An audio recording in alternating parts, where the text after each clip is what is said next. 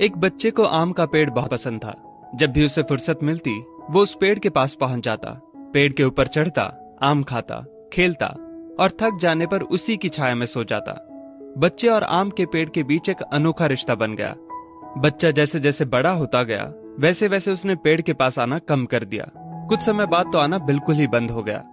आम का पेड़ उस बालक को याद करके अकेला रोता। एक दिन अचानक पेड़ ने उस बच्चे को अपनी तरफ आते देखा और पास आने पर कहा, तू कहाँ चला गया था? मैं रोज तुम्हें याद किया करता था। चलो आज फिर से दोनों खेलते हैं। बच्चे ने आम के पेड़ से कहा, अब मेरी खेलने की उम्र नहीं है, मुझे पढ़ना है, लेकिन मेरे पास फीस भरने के पैसे नहीं हैं। पेड़ ने कहा, तू मेरे आम लेकर बाजार में बेच दे, इससे जो पैसे मिलेंगे उससे अपनी फीस भर देना। बच्चे ने आम के पेड़ से सारे आम तोड़ लिए और उन सब आमों को लेकर वहां से चला गया। उसके बाद वो फिर कभी दिखाई नहीं दिया। आम का पेड़ हर पल उसकी राह देखता रहता। एक दिन वो फिर आया और कहने लगा, अब मुझे नौकरी मिल गई है, मेरी शादी हो चुकी है, मुझे मेरा अपना घर बनाना है, लेकिन इसके लिए मेरे पास अब पैसे नहीं हैं।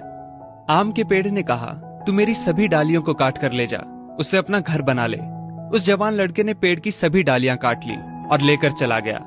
आम के पेड़ के पास अब कुछ नहीं था, वो बिल्कुल बंजर हो गया था, कोई उसे देखता भी नहीं था। पेड़ ने भी अब उम्मीद छोड़ दी थी कि वो लड़का उसके पास फिर आएगा।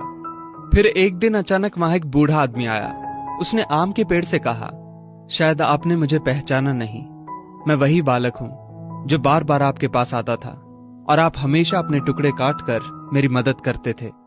आम के पेड़ ने दुख के साथ कहा, पर बेटा मेरे पास अब ऐसा कुछ भी नहीं जो मैं तुम्हें दे सकूं। वृद्ध ने आंखों में आंसू लिए कहा, आज मैं आपसे कुछ लेने नहीं आया हूं, बल्कि मुझे आपके साथ जी भर के खेलना है, आपकी गोद में सिर रखकर सो जाना है। इतना कहकर वो आम के पेड़ से लिपट गया और आम के पेड़ की सूखी हुई डाली फिर से अंकुरित हो उठी। दोस्तों, वो आम का पेड़ और कोई नहीं बल्कि हमारे माता पिता हैं। हम जब छोटे थे तो हमें उनके साथ खेलना अच्छा लगता था, लेकिन जैसे जैसे हम बड़े होते चले गए उनसे दूर होते गए। पास भी तब आए जब कोई जरूरत पड़ी या कोई समस्या आन खड़ी हुई। आज कई माँ बाप उस बंजर पेड़ की तरह अपने बच्चों की राह देख रहे हैं, जाकर उनसे लिपटें, उनके गले लग जाएं। फिर देखना वृद्ध अवस्था में उनका जीवन फिर से अंकुरित हो उठेगा। किसी कवि ने क्या खूब कहा है, बड़े बुजुर्गों की उंगलियों में कोई ताकत तो ना थी, मगर जब मेरा सिर झुका तो सिर पर रखे कांपते हाथों ने जमाने भर की दौलत दे दी।